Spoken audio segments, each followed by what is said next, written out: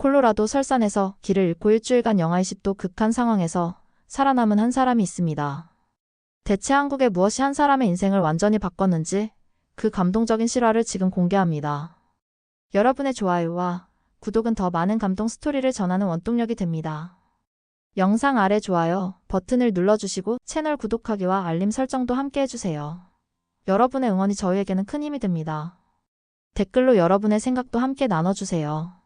하얀 눈으로 뒤덮인 콜로라도의 장엄한 설산이 시야를 가득 채웁니다. 숨막힐 듯 아름다운 풍경 속에서 저는 자유를 느끼며 깊은 숨을 들이마십니다. 이름은 제이크 29살의 평범한 미국인이죠. 도시의 소음과 복잡함에서 벗어나 자연의 품으로 돌아온 이 순간이 얼마나 감사한지 모릅니다. 이번엔 진짜 나를 찾을 거야. 혼자 중얼거리며 배낭의 어깨끈을 단단히 조입니다. 무게감이 실감나는군요. 일주일치 식량과 장비들이 꽉 채워져 있습니다. 하지만 이 무게가 오히려 안정감을 줍니다. 도시에서의 삶은 겉으로는 가벼워 보여도 마음은 항상 무거웠으니까요. 발 아래 눈이 사각사각 밟히는 소리만이 귓가를 채웁니다. 이런 고요함이 좋습니다. 언제나 혼자 있는 걸 즐겼던 저에게 이 광활한 자연은 가장 완벽한 동반자입니다. 하지만 이번 여행은 단순한 휴식이 아닙니다. 2달 전 아버지를 갑작스럽게 잃었죠. 그 후로 모든 것이 흐릿해졌습니다. 아버지, 어디서부터 다시 시작해야 할까요? 바람이 제 질문을 받아 멀리 날려버립니다. 아버지는 항상 산을 사랑하셨습니다. 어린 시절 함께했던 캠핑 여행이 가장 소중한 추억이었고, 그래서 이곳을 선택했나 봅니다. 아버지의 흔적을 따라 어쩌면 저 자신을 다시 찾을 수 있을지도 모른다는 희망을 품고요. 산길은 점점 가팔라지고 숨이 가빠집니다. 하지만 이런 육체적 고통이 오히려 마음의 짐을 덜어주는 것 같아요. 한 걸음 한 걸음 내디딜 때마다 도시에서의 혼란스러운 생각들이 정리되는 기분입니다. 해가 산맥 너머로 기울기 시작하자 첫날 밤을 보낼 장소를 물색합니다. 바위가 자연스럽게 형성한 작은 동굴 같은 공간을 발견했죠. 완벽합니다. 텐트를 설치하고 작은 랜턴을 켭니다. 노트북을 꺼내 오늘의 생각을 기록하려는데 갑자기 하늘이 어두워집니다. 처음에는 단순한 구름이라고 생각했습니다. 하지만 순식간에 바람이 거세지고 눈발이 날리기 시작했어요. 일기예보에는 없었던 갑작스러운 눈보라입니다. 텐트가 바람에 흔들리며 불안한 소리를 냅니다. 진정해, 제이크. 이건 그냥 지나가는 눈일 뿐이야. 하지만 상황은 점점 악화됩니다. 눈보라가 너무 거세져서 앞이 보이지 않게 되었습니다. 텐트 안에서 밤을 보내기에는 너무 위험하다는 생각이 들었죠. 더 안전한 곳으로 이동해야 했습니다. 서둘러 짐을 챙기고 길을 나섰습니다. 하지만 눈보라 속에서 방향을 잃어버렸어요. 발 아래가 미끄러워지고 순간 중심을 잃었습니다. 그리고 그냥 떨어졌습니다. 미끄러지듯 내려가는 공포스러운 순간이었어요. 몸을 멈추려고 발버둥 쳤지만 소용없었습니다. 안 돼. 소리치며 무언가를 붙잡으려 했지만 손가락 사이로 눈만 스쳐 지나갔습니다. 얼마나 굴렀을까요? 마침내 평평한 곳에 도달했을 때는 이미 온몸이 아프고 방향 감각이 완전히 사라진 상태였습니다. 주변을 살펴보니 깊은 계곡에 떨어진 것 같았어요. 위를 올려다보니 원래 있던 등산로는 까마득히 높은 곳에 있었습니다. 휴대폰을 꺼내 구조 신호를 보내려 했지만 서비스 영역 밖이라는 메시지만 뜰 뿐이었습니다. 저는 완전히 고립되었습니다. 깊은 계곡에 홀로 남겨진 저는 공포와 현실 사이에서 숨을 고르려 노력했습니다. 주변을 둘러보니 가파른 절벽에 둘러싸인 외딴 계곡이었습니다. 위로 올라가기는 불가능해 보였죠. 처음엔 누군가 저를 찾으러 올 거라는 희망을 품었습니다. 하지만 이곳은 제가 계획했던 등산로에서 한참 벗어난 곳이니 찾기 쉽지 않을 거라는 생각이 들었어요. 침착하게, 제이크. 생각해. 상황을 분석해. 아버지의 목소리가 귓가에 울렸습니다. 아버지는 위기 상황에서도 항상 냉정함을 유지하셨죠. 저도 그렇게 해야 했습니다. 우선 짐을 확인했습니다. 미끄러지면서 배낭이 찢어졌고 일부 장비가 분실됐습니다. 다행히 텐트, 침낭, 일부 식량은 남아 있었어요. 그리고 무엇보다 중요한 건 다친 곳이 없다는 점이었습니다. 텐트를 설치하고 최대한 체온을 보존하기로 했습니다.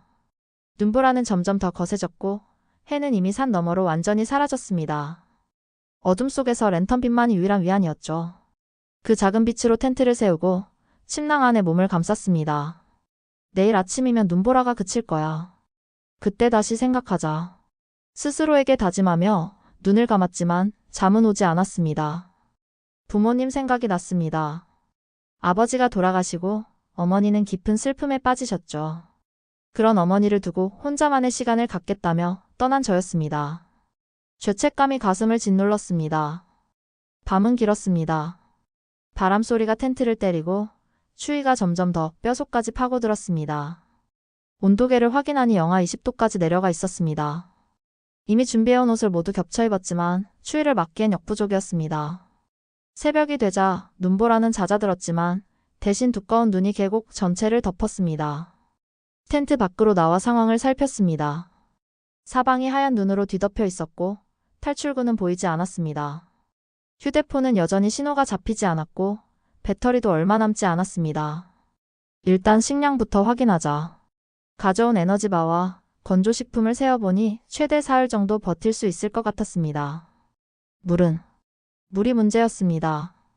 물통이 미끄러지는 과정에서 깨져 있었습니다. 눈을 녹여 마셔야 했지만 그러려면 열원이 필요했죠. 배낭 구석에서 작은 부탄가스 버너를 발견했습니다. 출발 전날 밤 친구 토마스가 건네준 것이었습니다. 이건 한국 제품이야. 작지만 오래가. 내가 커피 중독이라는 거 알아. 산에서도 포기 못할 거 아냐. 토마스의 농담 섞인 말이 떠올랐습니다. 그때는 그저 가벼운 선물로 받아들였는데 지금은 이 작은 버너가 제 생명줄이 될 줄은 몰랐습니다.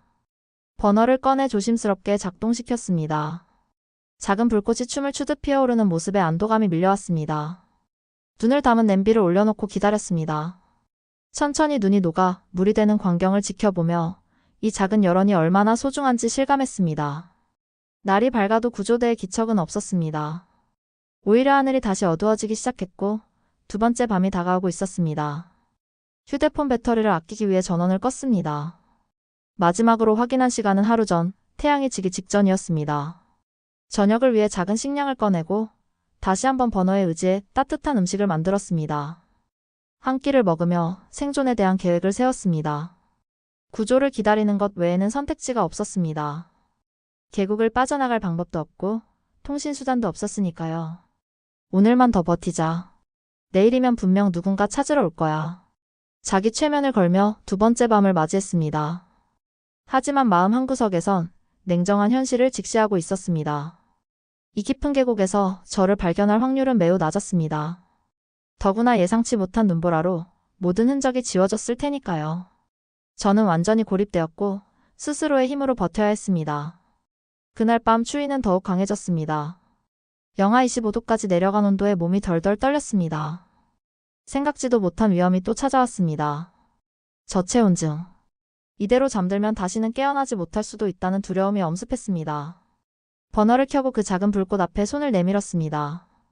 미약하지만 그나마 유일한 온기였습니다. 살아야 해. 반드시. 눈을 감지 않기 위해 애썼지만 피로와 추위가 점점 의식을 흐리게 했습니다. 그때 아버지의 모습이 떠올랐습니다. 마지막으로 아버지를 본 병원에서의 모습, 그리고 하지 못했던 마지막 인사. 세 번째 날 아침 저는 여전히 살아있었습니다. 추위에 몸이 굳어가는 느낌이었지만 의식은 또렷했어요. 아버지의 얼굴을 떠올리며 버텨낸 밤이었습니다. 텐트 밖으로 나가보니 눈은 그쳤지만 하늘은 여전히 흐렸습니다. 구조대가 헬리콥터를 띄우기 어려운 날씨였죠. 오늘도 혼자인가 보네. 허탈한 웃음이 나왔습니다. 배고픔과 갈증, 그리고 무엇보다 두려움이 저를 괴롭혔습니다. 남은 식량을 확인해보니 이제 하루 분량만 남아있었어요. 계속 최소한으로만 먹고 있었는데도 빠르게 줄어들고 있었습니다. 그러나 가장 큰 문제는 추위였습니다. 버너가 없었다면 첫날 밤을 넘기지 못했을 거예요.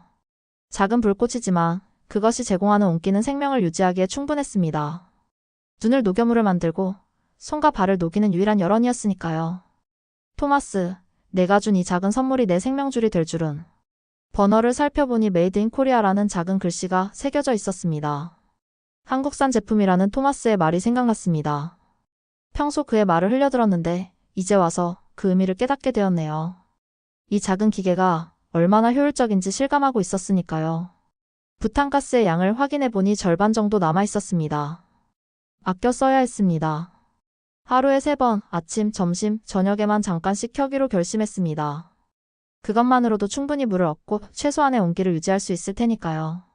시간은 느리게 흘렀습니다. 텐트 안에서 최대한 체온을 보존하며 구조를 기다렸지만 소리라곤 바람 소리뿐이었습니다. 가끔은 새 소리도 들렸지만 사람의 기척은 전혀 없었어요. 어쩌면 내가 실종됐다는 사실조차 모를지도 몰라. 불안한 생각이 밀려왔습니다. 제 여행 계획은 일주일이었습니다.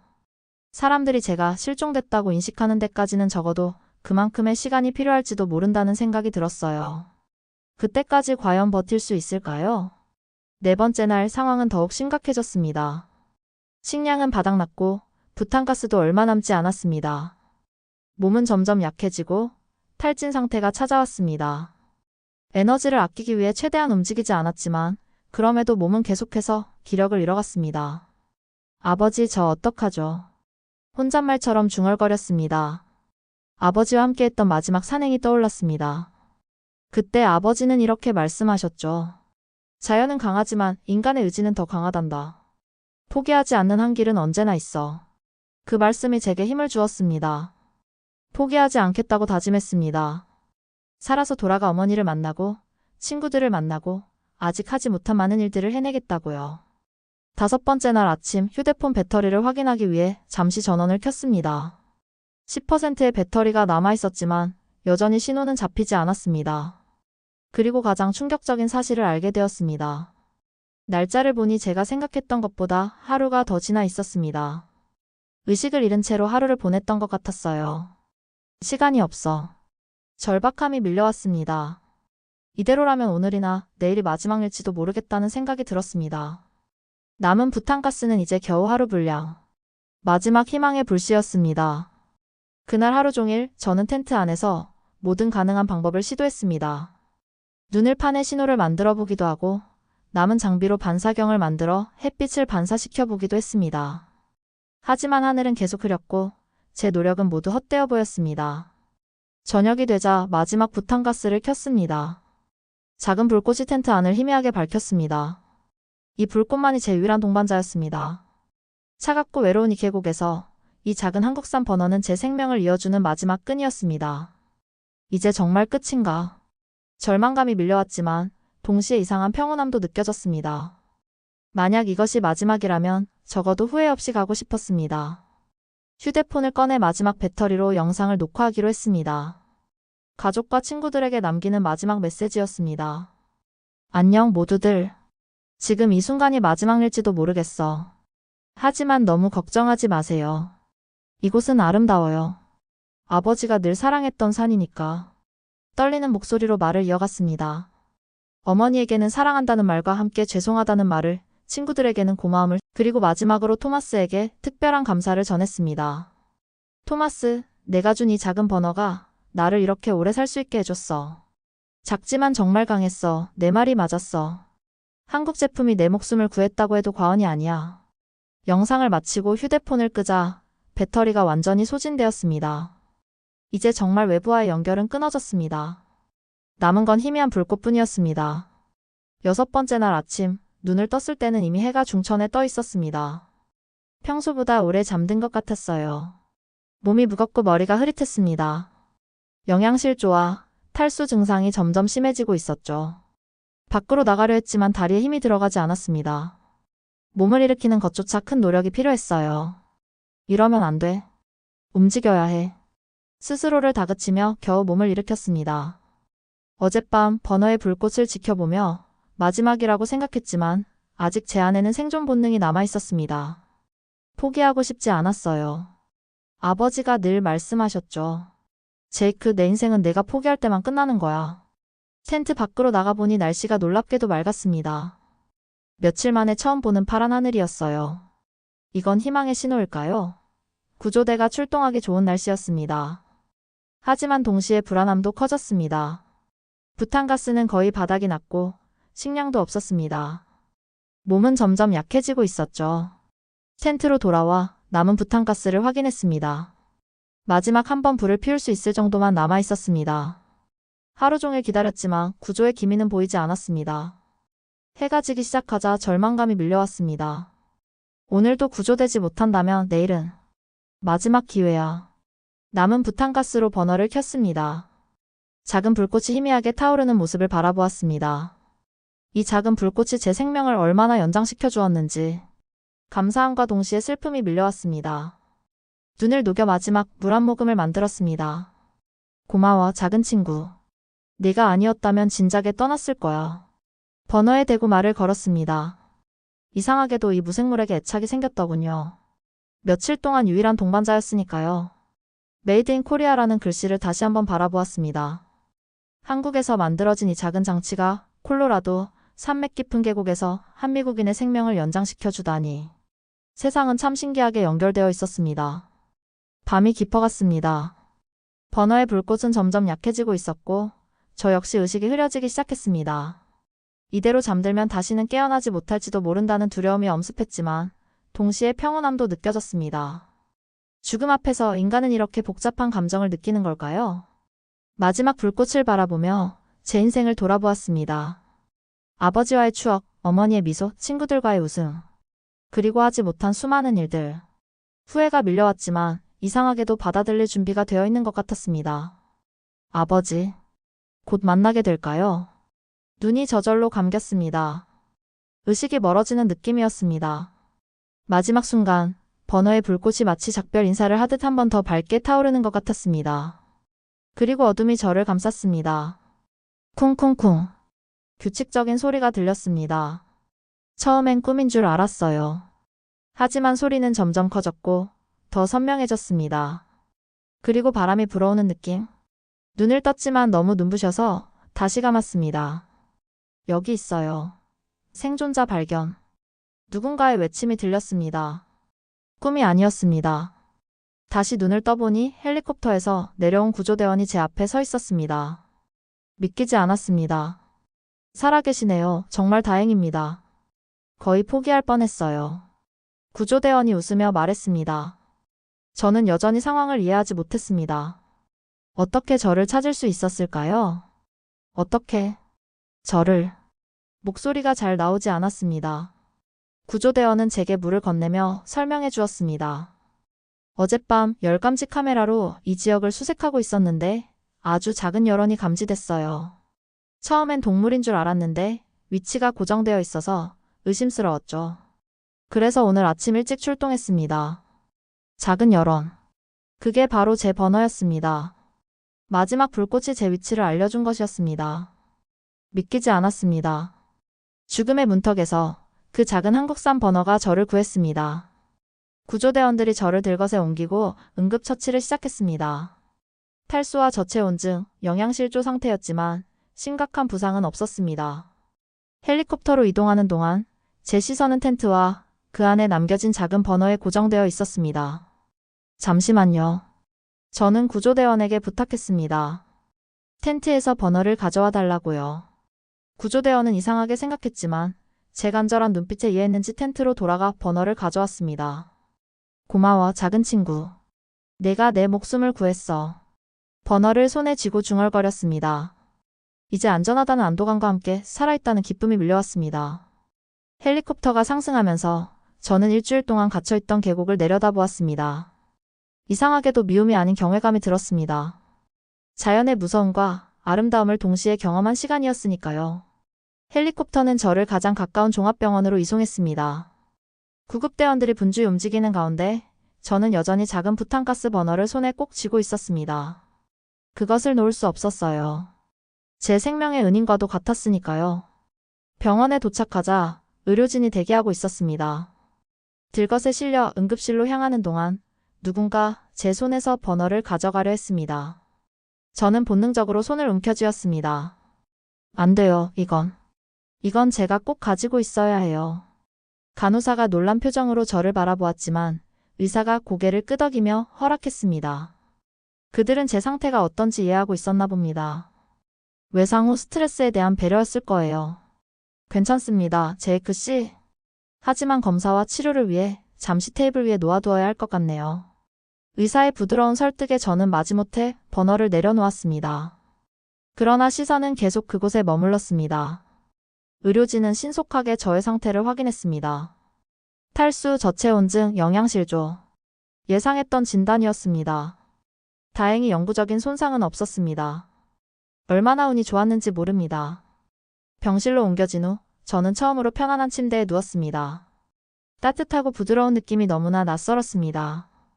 온몸의 긴장이 풀리자 눈물이 흘러내렸습니다. 살았다는 안도감, 그리고 일주일간의 공포와 절망이 한꺼번에 쏟아져 나왔습니다. 병실 문이 열리고 간호사가 들어왔습니다. 그녀의 손에는 제 휴대폰이 들려 있었습니다.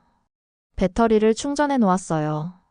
가족에게 연락하고 싶으실 거라고 생각했거든요. 감사의 말을 전하고 휴대폰을 받았습니다. 전원을 켜자 수십 개의 부재중 전화와 문자 알림이 뜨더군요. 모두 저를 걱정하는 내용이었습니다. 그 중에서도 어머니의 이름이 가장 많았습니다. 떨리는 손으로 어머니께 전화를 걸었습니다. 제이크? 정말 너니? 오 하나님. 어머니의 목소리가 흐느낌으로 끊어졌습니다. 저 역시 말을 잇지 못했습니다. 한참을 울고 나서야 겨우 이야기할 수 있었습니다. 죄송해요, 엄마. 걱정 끼쳐드려서. 괜찮아, 아가. 내가 살아있다는 그것만으로 충분해. 어머니는 곧바로 병원으로 오시겠다고 했습니다. 이어서 친구들에게도 연락했습니다. 모두들 안도했고, 특히 토마스는 흥분해서 말했습니다. 미친놈 정말 살아있었구나. 내일 당장 갈게. 무슨 일이 있었던 거야? 토마스에게 간략히 상황을 설명해 주었습니다. 그의 선물인 한국산 부탄가스 버너가 어떻게 제 생명을 구했는지도요. 농담이지? 그 작은 녀석이? 믿기 힘들겠지만 사실이야. 그 버너가 없었다면 첫날 밤을 넘기지 못했을 거야. 전화를 끊고 침대에 기대어 누웠습니다. 창밖으로 보이는 도시의 불빛이 눈부셨습니다. 일주일 전만 해도 저는 이 도시의 소음과 복잡함을 피해 산으로 떠났었죠. 그런데 지금은 이 불빛들이 얼마나 아름답고 소중한지 모릅니다. 간호사가 다시 들어왔을 때 저는 물었습니다. 혹시 제가 영상을 찍은 게 있었는데 그걸 볼 수 있을까요? 간호사는 이해한다는 듯 고개를 끄덕였습니다. 제 휴대폰에서 마지막으로 녹화한 영상을 찾아 재생했습니다. 화면 속에는 지친 모습의 제가 있었습니다. 수염이 덥수룩하게 자랐고 눈은 움푹 들어가 있었죠. 하지만 놀랍게도 목소리는 평온했습니다. 안녕 모두들. 지금 이 순간이 마지막일지도 모르겠어. 영상을 보면서 눈물이 흘렀습니다. 당시에는 정말 죽음을 받아들이고 있었다는 사실이 새삼 실감났습니다. 그 순간의 감정들이 다시 밀려왔습니다. 두려움, 평온함, 그리고 이상하게도 감사함. 토마스, 내가 준 이 작은 버너가 나를 이렇게 오래 살 수 있게 해줬어. 작지만 정말 강했어. 내 말이 맞았어. 한국 제품이 내 목숨을 구했다고 해도 과언이 아니야. 영상의 마지막 부분에서 제 시선이 작은 불꽃에 머물렀습니다. 그 순간에 저는 아마도 그 불꽃이 마지막 희망이라고 생각했겠죠. 그리고 실제로 그랬습니다. 그 작은 불꽃이 저를 살려냈으니까요. 영상이 끝나고 휴대폰 화면이 어두워졌습니다. 저는 한참을 생각에 잠겼습니다. 죽음의 문턱까지 갔다 온 경험은 제 인생관을 완전히 바꿔놓았습니다. 갑자기 모든 것이 소중하게 느껴졌습니다. 아버지의 부재로 공허했던 마음에 새로운 감정이 채워지기 시작했습니다. 아버지, 이제 알 것 같아요. 왜 산을 그렇게 사랑하셨는지. 중얼거리며 창밖을 바라보았습니다. 멀리 보이는 산맥이 달빛에 은은하게 빛나고 있었습니다. 그 산은 저를 거의 죽음으로 몰았지만 동시에 새로운 삶의 의미를 가르쳐 주었습니다. 모순적이지만 죽음과 가장 가까웠던 순간에 저는 삶의 가치를 가장 강렬하게 느꼈습니다. 침대 옆 테이블 위에 놓인 부탄가스 버너를 바라보았습니다. 그 작고 단순한 장치가 어떻게 생명을 구할 수 있었는지 신기했습니다. 토마스의 말이 떠올랐습니다. 작지만 오래가. 정말 그랬습니다. 작지만 강했고 오래갔으며 결국 제 생명을 구했습니다. 이튿날 아침, 따스한 햇살이 병실 창문을 통해 쏟아져 들어왔습니다. 잠에서 깨어나 눈을 뜨자마자 살아있다는 사실이 다시 한번 실감났습니다. 병실 문이 열리고 의사가 들어왔습니다. 제이크 씨 기분이 어떠세요? 검사 결과 놀랍게도 심각한 후유증은 없는 것 같습니다. 탈수와 영양실조는 있지만 며칠만 치료하면 회복될 거예요. 감사합니다, 의사 선생님. 제가 정말 운이 좋았나 봐요. 의사는 미소를 지으며 차트를 확인했습니다. 운이 좋다고 표현하기엔 너무 겸손하시네요. 일주일 동안 그런 환경에서 생존하는 건 의지력 없이는 불가능합니다. 그리고 구조대원들이 말하길 작은 버너가 당신의 위치를 알려줬다고 하더군요. 기적이라고 해야 할까요? 기적이라. 맞는 표현인 것 같았습니다. 하지만 그건 단순한 우연이 아닌 작지만 강한 한국 기술의 결실이었죠. 의사가 나간 후 간호사가 아침 식사를 가져왔습니다. 평범한 병원 식사였지만 저에게는 최고의 만찬처럼 느껴졌습니다. 식사를 마치고 있을 때 문이 활짝 열리며 어머니가 들어오셨습니다. 제이크. 어머니는 저를 보자마자 달려와 꼭 안아주셨습니다. 그 품에서 어린아이처럼 울음을 터뜨렸습니다. 아버지가 돌아가신 후 둘 다 서로를 위로할 겨를도 없이 각자의 슬픔에 빠져 있었는데 이제야 진정으로 서로를 느낄 수 있었습니다. 엄마 정말 죄송해요. 이렇게 걱정 끼쳐드려서. 어머니는 제 머리를 쓰다듬으며 말씀하셨습니다. 괜찮아, 내 아들. 내가 살아 돌아온 것만으로도 충분해. 아버지도 분명 기뻐하실 거야. 아버지 이야기에 가슴이 찡해졌습니다. 산에서 죽음과 마주했을 때 아버지와의 추억이 저를 지탱해 주었다는 말을 어머니께 전했습니다. 어머니는 눈물을 흘리며 미소 지었습니다. 얼마 후 병실 문이 다시 열리고 토마스가 들어왔습니다. 그는 제 모습을 보자마자 환하게 웃었습니다. 이봐, 미친놈. 내가 정말로 그 산에서 살아 돌아올 줄이야. 토마스는 장난스럽게 말했지만 그의 눈에는 안도감이 가득했습니다. 우리는 잠시 포옹했고 그때 그의 시선이 침대 옆 테이블에 놓인 부탄가스 버너에 머물렀습니다. 저게 그 녀석이야? 정말 이 작은 것 때문에 살아남았다고? 저는 고개를 끄덕였습니다. 내가 없었다면 이 버너도 없었을 거고. 나도 지금 여기 없었을 거야. 정말 고마워, 토마스. 토마스는 쑥스러운 듯 어깨를 으쓱했습니다. 뭐? 그냥 우연히 샀던 거야. 작년에 한국 여행 갔을 때 현지인들이 캠핑에 많이 쓴다길래 사봤거든. 그게 널 살릴 줄이야. 저는 버너를 손에 들고 다시 한번 꼼꼼히 살펴보았습니다. 메이드 인 코리아라는 글자가 선명했습니다. 저에게는 이제 단순한 도구가 아니라 제 삶을 바꾼 소중한 물건이 되었습니다. 사람들이 내 이야기를 알고 싶어해. 언론사에서 연락이 왔어. 토마스가 말했습니다. 처음에는 당황스러웠지만 곧 결심했습니다. 제 이야기가 누군가에게 도움이 될 수 있다면 또 그 작은 한국산 버너의 가치를 알릴 수 있다면 기꺼이 나누고 싶었습니다. 오후에는 지역 신문사 기자가 병실을 찾아왔습니다. 저는 산에서의 경험, 특히 그 작은 부탄가스 버너가 어떻게 저를 살렸는지 상세히 설명했습니다. 기자는 특히 열감지 카메라에 포착된 마지막 불꽃 이야기에 큰 관심을 보였습니다. 정말 놀라운 생존 스토리네요. 작은 물건 하나가 이렇게 큰 차이를 만들다니. 인터뷰를 마치고 기자가 떠난 후 저는 또 다른 결심을 했습니다. 버너를 만든 한국 회사에 감사 편지를 보내기로 한 거죠. 그들이 만든 제품이 어떻게 제 생명을 구했는지 알려주고 싶었습니다. 토마스, 그 회사 이름 알아? 토마스는 버너를 자세히 살펴보더니 브랜드 이름을 알려주었습니다. 저는 노트북을 빌려 그 회사의 이메일을 작성했습니다. 존경하는 회사 관계자 여러분, 저는 최근 콜로라도 산맥에서 일주일간 고립되었던 미국인 제이크입니다. 여러분의 제품 부탄가스 버너가 어떻게 제 생명을 구했는지 알려드리고 싶어 이렇게 편지를 씁니다. 편지를 쓰면서 다시 한번 그 경험을 떠올렸습니다. 두려움, 고통, 절망. 하지만 동시에 희망과 감사함도 느꼈습니다. 산에서의 시간은 제게 큰 깨달음을 주었습니다. 삶의 의미, 관계의 소중함, 그리고 작은 것들에 대한 감사함. 편지를 마무리하며 마지막 문장을 썼습니다. 여러분이 만든 작은 제품이 제 인생 전체를 바꿨습니다. 단순히 생명을 구한 것을 넘어 삶의 의미를 다시 찾게 해주었습니다. 진심으로 감사드립니다. 이메일을 보내고 창밖을 바라보았습니다. 저 멀리 산맥이 보였습니다. 이제는 두려움이 아닌 존경심으로 그 산들을 바라볼 수 있었습니다. 아버지가 그토록 산을 사랑했던 이유를 이제야 진정으로 이해할 수 있었죠. 저녁이 되자 병실에는 저와 어머니 그리고 토마스만 남았습니다. 우리는 오랜만에 진솔한 대화를 나눴습니다. 아버지에 대한 이야기, 앞으로의 계획, 그리고 삶의 의미에 대해. 제이크, 앞으로 무엇을 하고 싶니? 어머니의 질문에 저는 잠시 생각에 잠겼습니다. 산에서의 경험이 제 인생관을 완전히 바꿔놓았습니다.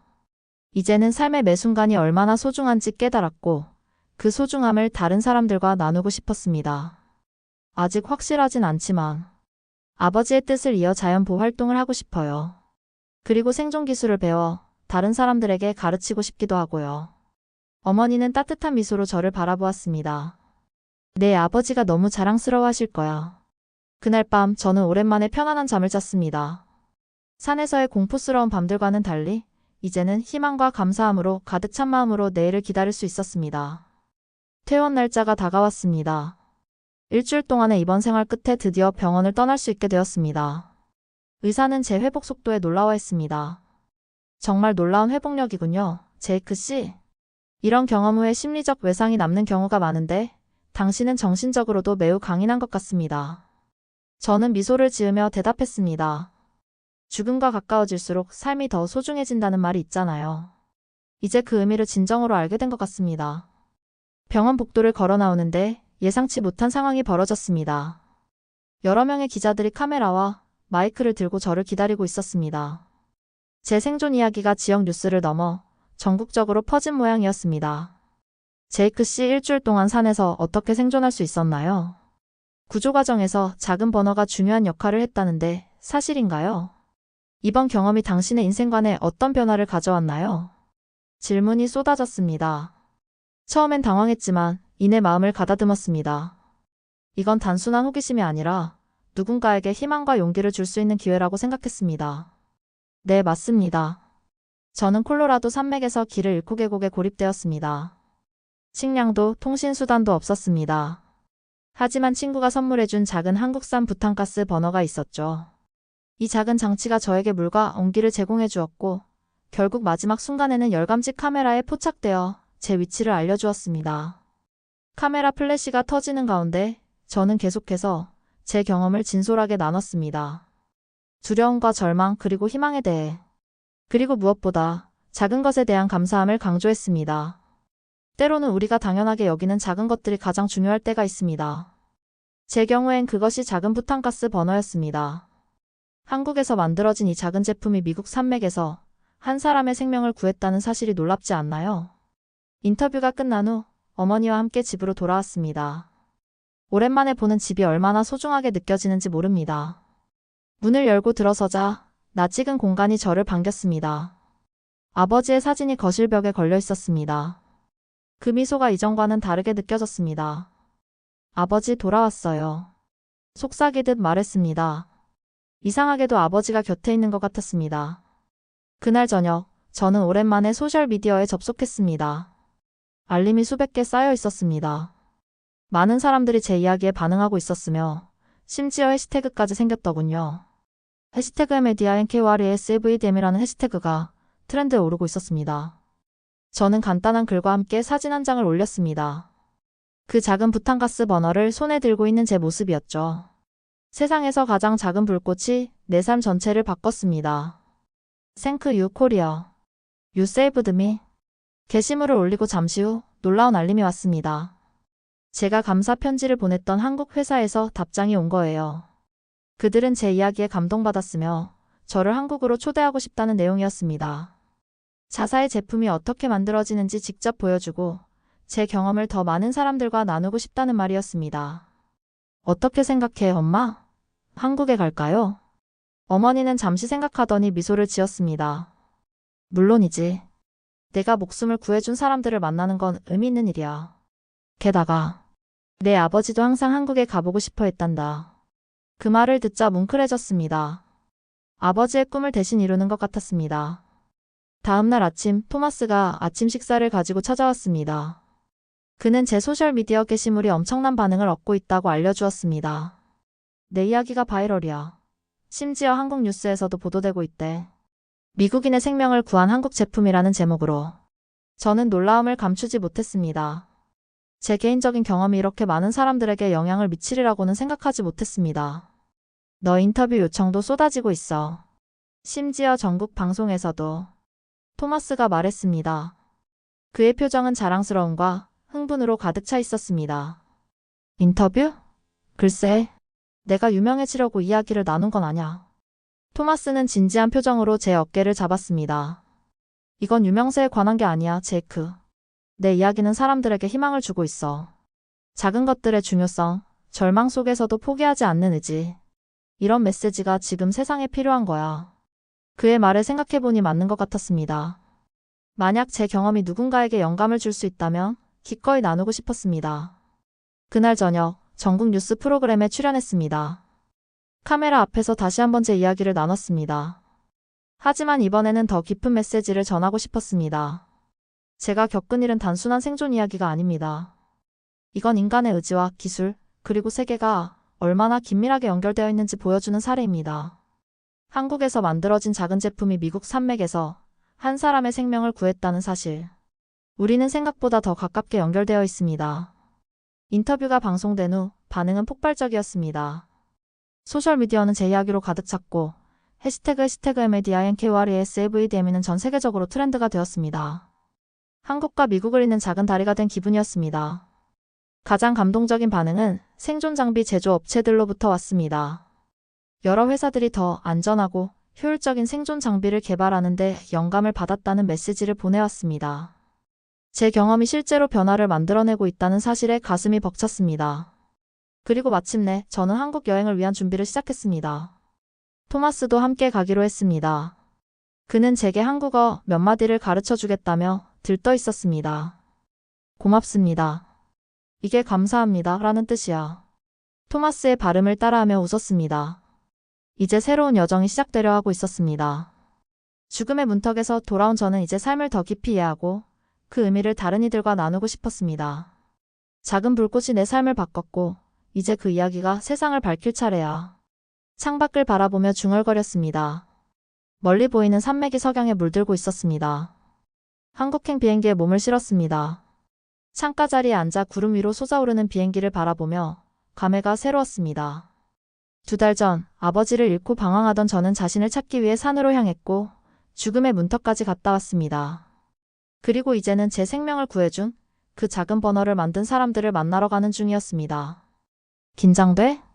옆자리에 앉은 토마스가 물었습니다. 그는 저보다 더 들떠있는 것 같았습니다. 긴장보다는 감사함이 커. 이 여행이 내 인생의 전환점이 될 것 같아. 비행기는 태평양을 가로질러 14시간을 날았습니다. 그 긴 시간 동안 저는 창밖의 광활한 하늘과 바다를 바라보며 많은 생각을 했습니다. 아버지가 살아계셨다면 이 여행을 함께 했을 텐데 하는 아쉬움도 있었지만 어딘가 아버지가 저와 함께하고 있다는 느낌이 들었습니다. 인천국제공항에 도착했을 때 놀라운 광경이 펼쳐졌습니다. 수십 명의 취재진과 회사 관계자들이 저를 기다리고 있었습니다. 웰컴 투 코리아 제이크 라고 쓰인 현수막도 보였습니다. 이렇게 큰 환영을 받을 줄은 몰랐습니다. 한국 회사의 대표가 직접 저를 맞이했습니다. 그는 유창한 영어로 저를 환영했습니다. 제이크 씨, 한국에 오신 것을 진심으로 환영합니다. 저희 제품이 당신의 생명을 구했다는 이야기를 들었을 때 모든 직원들이 깊은 감동을 받았습니다.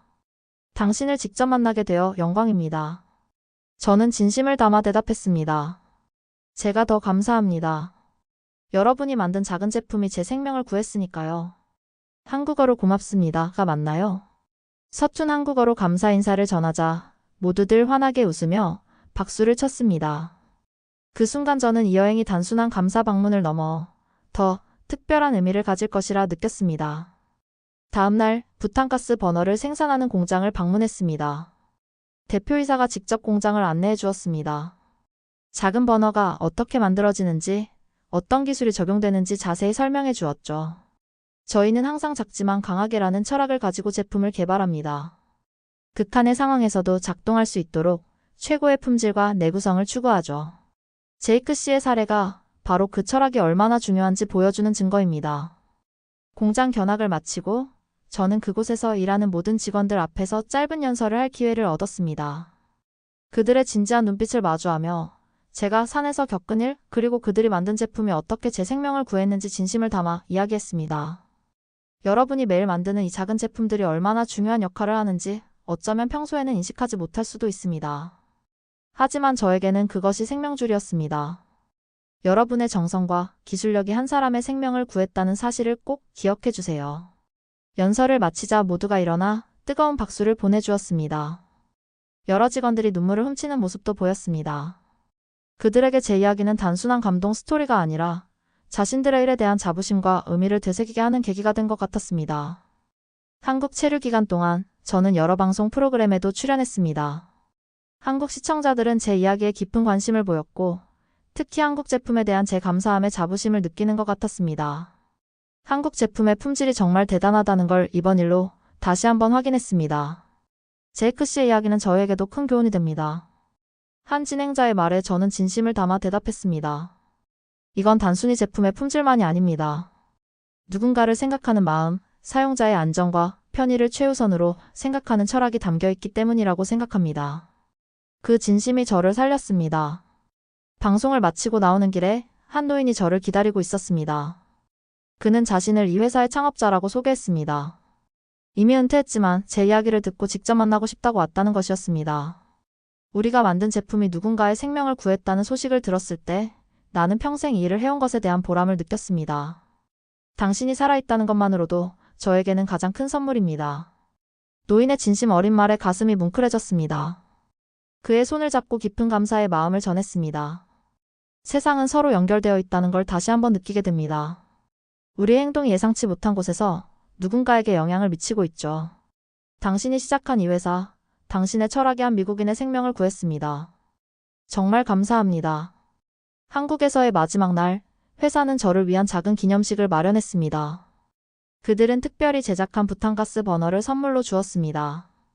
그것은 제가 산에서 사용했던 것과 동일한 모델이었지만 뒷면에는 특별한 문구가 각인되어 있었습니다. 작은 불꽃, 큰 희망 제이크를 기억하며 그 선물을 받으며 저는 다시는 작은 것들의 가치를 간과하지 않겠다고 마음먹었습니다. 때로는 가장 작고 평범해 보이는 것들이 가장 중요한 순간에 우리를 구하는 법이니까요. 미국으로 돌아오는 비행기 안에서 저는 창밖의 하늘을 바라보며 지난 한 달간의 여정을 돌아보았습니다. 죽음의 문턱에서 돌아온 경험, 세상과 나눈 이야기, 그리고 한국에서 만난 따뜻한 사람들. 이 모든 것이 제 인생을 완전히 바꿔놓았습니다. 어떻게 생각해? 인생이 많이 바뀌었지? 토마스가 물었습니다. 저는 잠시 생각에 잠기다가 대답했습니다. 완전히 달라졌어. 이제는 매 순간이 얼마나 소중한지 알게 됐어.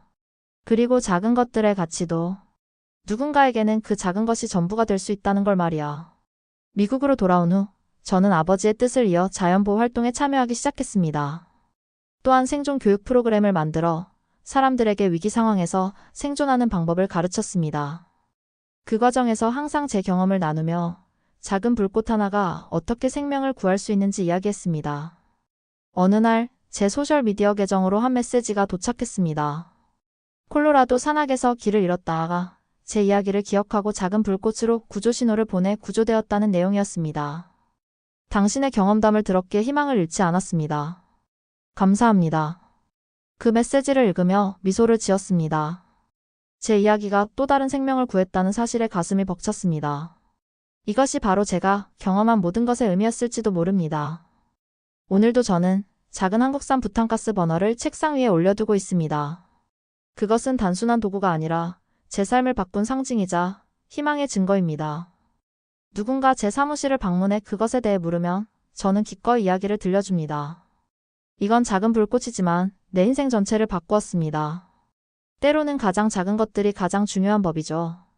그리고 가끔 집 근처 언덕에 올라 멀리 산을 바라볼 때면 아버지의 목소리가 들리는 것 같습니다. 세상에서 가장 중요한 것은 눈에 보이지 않는다, 제이크. 그것은 마음으로 느끼는 것이란다. 저는 그 말에 깊이 공감하며 고개를 끄덕입니다. 작은 불꽃이 한 인간의 삶 전체를 밝힐 수 있다는 것을 이제 저는 진정으로 이해하게 되었습니다.